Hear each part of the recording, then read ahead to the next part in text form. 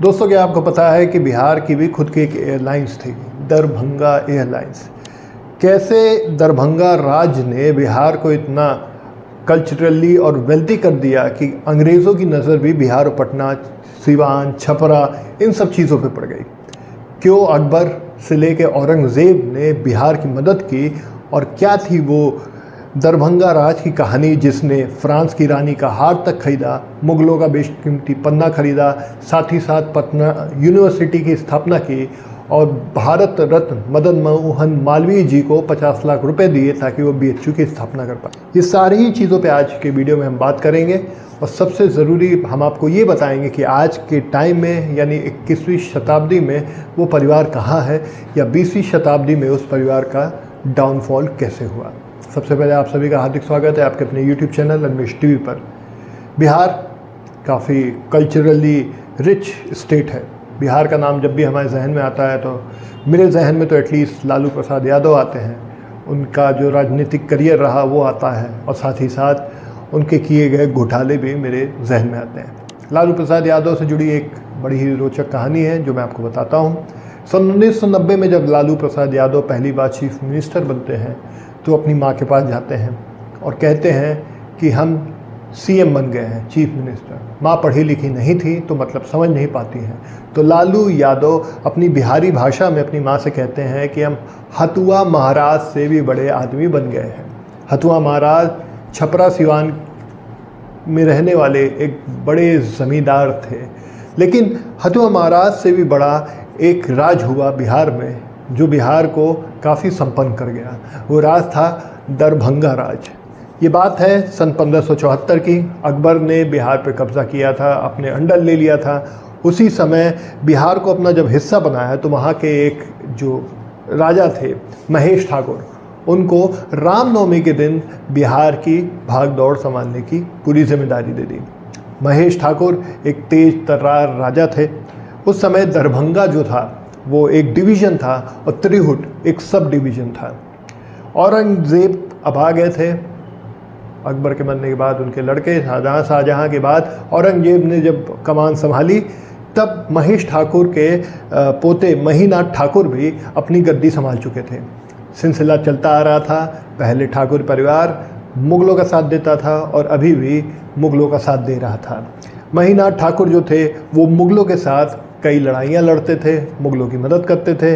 नेपाल से लेकर झारखंड तक जब भी मुग़लों के ऊपर कोई विपत्ति आती थी तो महीनाथ ठाकुर अपने सेना को लेके उनकी मदद करने पहुंच जाया करते थे।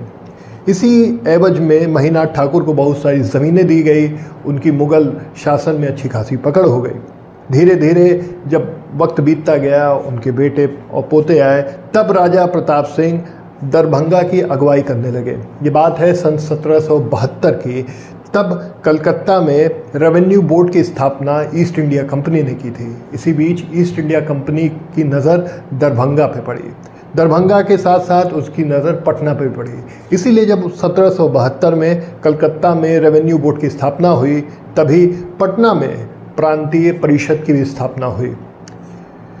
महेश ठाकुर जो अकबर के साथ काम करते थे, फिर औरंगज़ेब के साथ महेश ठाकुर के परिवार के महीनाथ काम करने लगे, और जब ये सिलसिला आगे बढ़ता गया तो महीनाथ ठाकुर ने कई बार मुग़लों की मदद की। अब अंग्रेज़ों की पूरी नज़र पटना पे थी और दरभंगा पे थी, क्योंकि वो राज मुग़लों से कनेक्टेड था। वहाँ खूब सारा धन, पैसा और नेचुरल रिसोर्सेज हमेशा से रहे। अब बात करते हैं 1815 से लेकर 1816 के बीच में, जब एंग्लो नेपाल युद्ध हुआ, तब महीनाथ ठाकुर के परिवार के जो नए राजा बने थे छत्र सिंह, उन्होंने अंग्रेज़ों का साथ दिया। मुग़ल तक का साथ पहले देते थे महीनाथ सिंह। अब जब अंग्रेज़ों ने वहाँ पे लड़ाई करने की घोषणा की और नेपाल और एंग्लो नेपाल युद्ध हुआ, तब छत्र सिंह ने अंग्रेज़ों का साथ दिया। समय बीतता गया, छत्र सिंह की काफ़ी वैल्यू हो गई थी ब्रिटिश गवर्नमेंट में, ब्रिटिश राज में उनका नाम होने लगा था। धीरे धीरे वक्त बढ़ता गया। छत्र सिंह अब बूढ़े हो गए, उनके बेटे हुए, बेटे के बाद उनका पोता हुआ। पोते का नाम महेश्वर सिंह था। महेश्वर सिंह ने गद्दी संभाली, महाराजा बने, लेकिन महज 10 साल के अंदर ही उनकी मृत्यु हो गई जब वो महाराजा बने थे। ये वक्त था 1860। 1860 में जब महेश्वर सिंह की मृत्यु हुई तो उनके लड़के जो थे लक्ष्मेश्वर सिंह, वो 2 साल के थे। अब इस बात का फ़ायदा अंग्रेज़ों ने उठाया, कोर्ट ऑफ वॉर का उन्होंने इस्तेमाल किया, जिसके मामले में ये कहा जाता है कि कोर्ट ऑफ वॉर का इस्तेमाल करके अगर किसी भी राज्य में जो उत्तराधिकारी है, जो राजा है, वो नाबालिग है, तब अंग्रेज़ उस एरिया को संभालते हैं जब तक वो नाबालिग राजा बड़ा ना हो जाए। उसी बीच ये बात है 1860 की। 1860 में जब लक्ष्मेश्वर 2 साल के थे, धीरे धीरे जब वो नाबालिग हो गया 16 साल बाद, उन्होंने अपनी गद्दी के लिए दावा ठोका। उस समय जो नई हिरार्की वहाँ चलती थी दरभंगा में, वो थी Maharaja of Darbhanga, chief manager, circle manager, tehsildar, फिर पटवारी और फिर चपरासी। ये हिरार्की अंग्रेज़ों ने बनाई थी। अलग अलग जगहों पे ये हिरार्की फॉलो होती थी। जब 18 साल के वो हो गए लक्ष्मेश्वर सिंह, तब उन्होंने जब दावा ठोका, उनको राजा बनाया गया।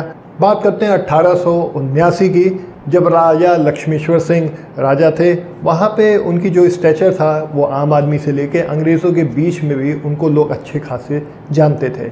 एक कहानी है कि एक रात में जब लक्ष्मेश्वर सिंह आगे जाते हैं, देखते हैं कि एक जगह पे 2 साधु बैठे हैं, लेकिन अंगीठी 3 जल रही है। तो वो पूछते हैं कि तीसरी अंगीठी किसके लिए है। उस पर एक साधु बोलता है कि दरभंगा के राजा से मिलने तीसरे साधु गए हैं। इस पे लक्ष्मेश्वर सिंह को लगता है कि शायद ये आम लोग नहीं जानते कि वही राजा हैं। तो वो साधु से फिर स्वयं प्रश्न पूछते हैं कि क्या आपको पता है दरभंगा के राजा कौन है। तो उस पर एक साधु उत्तर देता है, जी हाँ महाराज, वो आप ही हैं। इस बात से हमें ये पता चलता है कि लक्ष्मेश्वर सिंह की जो इमेज थी वो आम जनता में अच्छी थी और लोग उन्हें पहचानते थे। धीरे धीरे वक्त आता है 1898 का। रामेश्वर सिंह अब गद्दी संभालते हैं क्योंकि लक्ष्मेश्वर सिंह की अब मृत्यु हो चुकी थी। रामेश्वर सिंह 1878 में ही सिविल सर्विस पास करके अंग्रेज़ी हुकूमत में एक अच्छे पद पे थे। उन्होंने अंग्रेज़ों की कई सारी मदद की। 1902 से लेकर 1903 में BHU के को फाउंडर भी बने। उस समय उन्होंने पूरे 50 लाख रुपए दिए हुए थे। अब बात करते हैं रामेश्वर सिंह के बाद आते हैं कामेश्वर सिंह। कामेश्वर सिंह दरभंगा के एक जाने माने व्यक्ति थे, बड़े इन्फ्लुएंशियल व्यक्ति थे। उन्होंने दरभंगा एयरवेज खोला और साथ ही साथ अलग अलग पदों पे उन्होंने काम किया। सरकारी पदों पे भी वो रहे, चुनाव भी लड़ा, चुनाव भी जीता। मेरी एंटोनेट की उन्होंने एक हार की बोली लगाई थी और उसको उस ज़माने में 13,000 पाउंड में ख़रीदा था। 1962 में उनकी मृत्यु हो जाती है और 1962 में दरभंगा राज के जो आखिरी वारिस थे कामेश्वर सिंह, वो इस दुनिया को अलविदा कह देते हैं। अपने पीछे छोड़ जाते हैं 2000 करोड़ की संपत्ति, जो कि सन 1962 में थी। उस समय दरभंगा राज का ये परिवार भारत का तीसरा सबसे अमीर परिवार था।